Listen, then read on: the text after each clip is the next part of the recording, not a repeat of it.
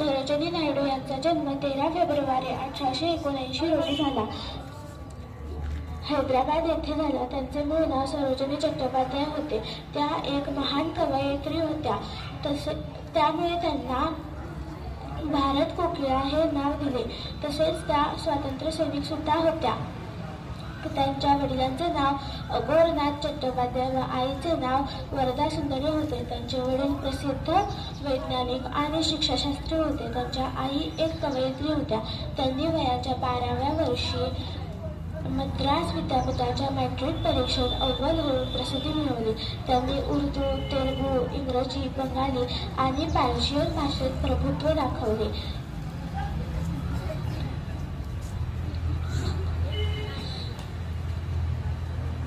त्यांनी महिलांच्या हक्कासाठी वकिली केली. त्या भारतीय राष्ट्रीय काँग्रेसच्या पहिल्या महिला अध्यक्षा होत्या. तसेच त्या पहिल्या महिला राज्यपाल सुद्धा होत्या. 2 मार्च 1949. नमस्कार, माझे नाव राधिका सनी कोळे. मी इयत्ता 5वी शिकत आहे. मी आज तुम्हाला रमाबाई आंबेडकर यांच्याविषयी एक कविता सादर करणार आहे. ती तुम्ही नम्रपणे ऐकून घ्यावी.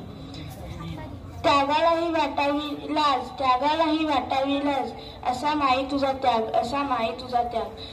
त्यागानेच निर्माण झाला, तुझ्या त्यागानेच निर्माण झाला